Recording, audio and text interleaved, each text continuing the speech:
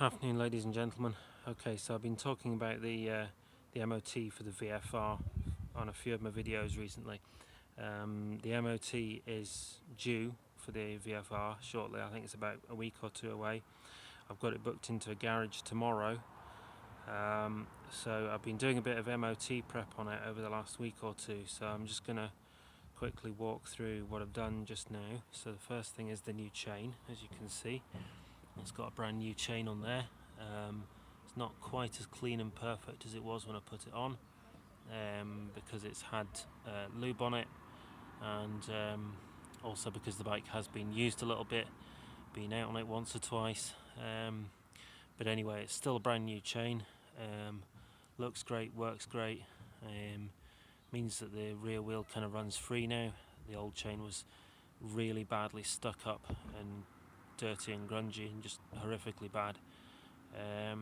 If you want to see the video about the chain replacement, that is on my channel. It was uploaded about a week ago, I think. You can see the process that I went through to replace the chain. So that's that. So what else have we got?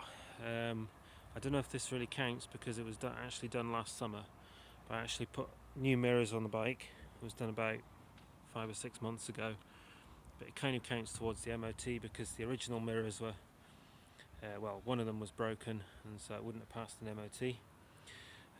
So the other thing that I've done just literally 5 minutes ago is to replace the horn. Don't know if you can see, but that's a new horn there because the old one wasn't working. I thought it wasn't working because it just wasn't plugged in. When I plugged it in and tried it, it just made a sort of put sound, so clearly the horn itself was faulty. So I've now replaced it with a new one. Only cost about £3.50 off eBay, and as you can see, it now works great. So there we go, that's that done as well. What else have I done? Sure, I've done bits and pieces. I've been putting kind of screws in, fairings and stuff like that. Quite a lot of the screws are missing, so I just popped Allen bolts in just to make the bodywork a bit more solid. So it's all pretty sound. There's still one or two missing in places that there's nothing like to screw into behind, but basically the bodywork's reasonably kind of present and correct. So the main thing was the exhaust, because the exhaust had rusted right through here. So unlike the end of the headers, the sort of stub bit that goes up inside here, had completely rusted through and broken off, and the whole end cam basically came loose, and it was just basically hanging on by that. So what I did was I got rid of the rusty bit, got it down to like a sound bit, put the can, actually what I did was I got a piece of car exhaust off a neighbour, cut a section out about maybe 4 or 5 inches long, something like that. It's a perfect fit, slipped it down inside there, gave it a wee tap with the hammer just to make it go right down. Put tape around, don't know if you can see the aluminium tape there, just to seal it up. Put that tape around the car exhaust and around the rusty kind of stub, and then put this end can over the top of the tape, and then put this clamp. This is actually a car exhaust clamp, but it works perfectly well. Clamped that down, done it up really tight, which means that the can is now rock solid. Absolutely no give in that at all. Well, there is a tiny bit of give, but it's just kind of the amount of give that you'd expect it to have, you know. So it's pretty good. Putting a new bolt here, and a nylock nut, and a washer on either end. Don't know if you can really see that, but it's actually it's a new second-hand bolt, but it's a better bolt than was on there before anyway. Nylock nut, so it's not going to come undone, and a bolt on each side, a washer on each side. And then we've got a cable tie there, which I've used to hold these two rubber bits, because this rubber bit that goes around the inside, it tends to kind of work loose and it kind of hangs out here, which is just kind of looks rubbish, and obviously it doesn't then grip the can so well.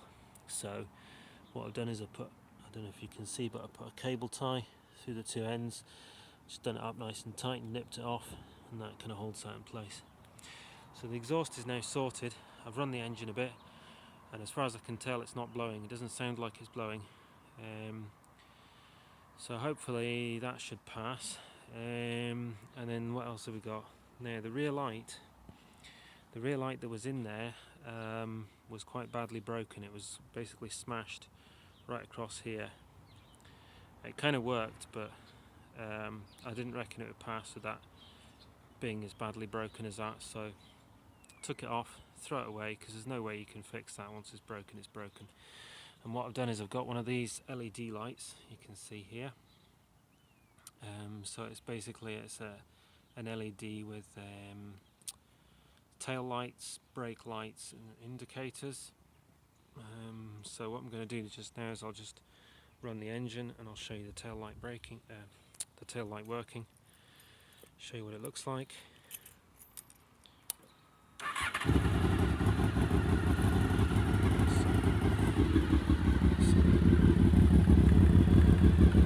Hang on a second, need to actually turn the lights on.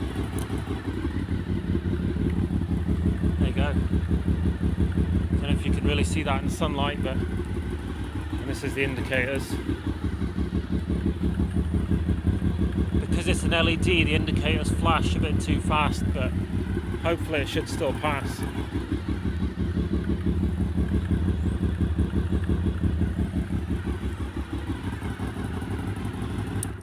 There you go. So that's it pretty much. Chain, exhaust, rear light, horn, mirrors, bits and pieces on the bodywork. Got it pretty decent, I reckon. Still looks kind of quite scruffy, obviously. It's got knocks and scrapes all over the place. Paint's kind of peeling off here and there, like this bit here, pretty bad. This is where I pulled the stickers off it. It's right down to the black plastic, but I don't know. That shouldn't fail the MOT on that, and at some point I'll just either vinyl wrap it or paint it or maybe Street Fighter it, I don't know. Haven't really decided yet. Okay, anyway, that's it. Thanks very much for watching.